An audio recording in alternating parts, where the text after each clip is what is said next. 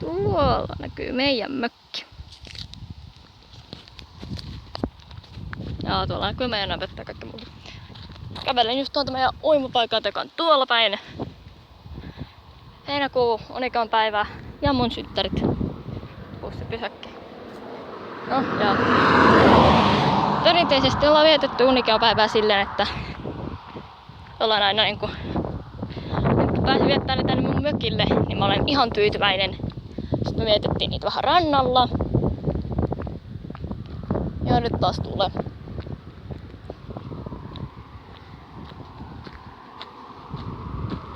Satasta ajaa. Sitten oltu rannalla joo, silleen kivasti. Sitten Tino hevosenkin. Oltiin rannalla aamupalaksi kakkua, jossa oli koristeet, kynttilät. Nyt mä oon 13. Nyt maisemat nää on, kun on pellot vähän autoilee. Mä tänään myös kerron äitille, että on oma YouTube-kanava.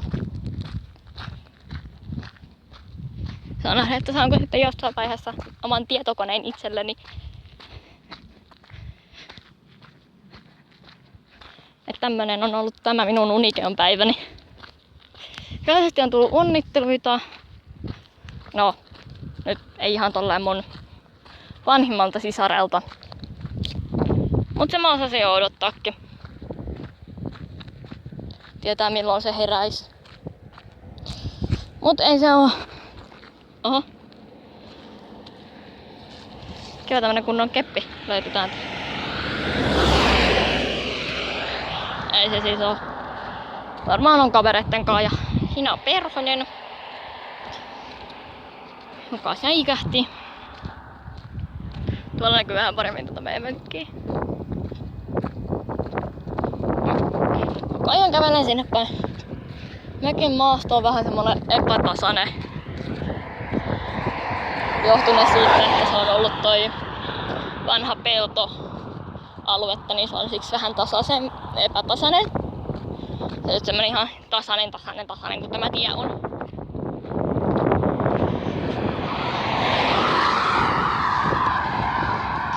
Tammutetaan tähän ja sitten kuvaan taas tämän päivän aikana vielä. Joutan yhden sarjani tekemään. Ja jos ihmettelette, että aina vaihtuu niinku toi täystä tai jotain muuta vastaavaa, siinä on lusikka tai muuta vastaavaa vaihtuu. Niin se sit johtuu siitä, että mä joskus kuvaan täällä meidän mökillä ja joissakin sarjoissa voi mennä sille aika pitkään ennen kuin niitä pääsee kuvaan, jos mä oon kuvannut ne täällä meidän mökillä. Mä voin kuvata ne myös tossa meidän kotona, joka on Espoossa. Mut niin en muutenkaan. Sillä mä kauheasti tykkään, jos taustat vaihtuu sillä. Oli kiva olla uimassa, vaikka vesi oli vähän kylmää heinäkuu. No ei se nyt enää niin kylmä ollut, mitä se oli silloin kesäkuussa. Mut kuitenkin kylmää. Siinä näkyy meidän mökki. Ja nyt näyttää tässä ihan tarkasti. Aurinko on mennyt pilveen, muuten on ollut kauhean aurinkoinen päivä. Vähän pilvistä. Kyllä tää tuuli vähän tekee tästä kylmempää. On tämmönen hieno mekko päällä. En siis näytä kasvojani, koska en halua. Tämä keltainen mekko. Vähän tahroja tullut. Mutta tämmönen helle mekko. Sitten kun on mökillä, niin pääsen syömään jäätelöä. Mökillä on aina kivempi tulla kuin omaan kotiin. Sillä toi tie mun pitää käydä kävelemässä. Siis meidän mökillä on mun mielestä paljon parempi ja hauskempi tulla. Koska mulla on oma huone ja 2 oli se, että meidän mökki on niin tilava. No mä näytän ihan sille. Tämä on mun oikea luonnonvärini, ihonväri. Mä oon kauhean vaalea ja sille vaistavaa. Mut joo, mä lopetan tän kuvaamisen tähän.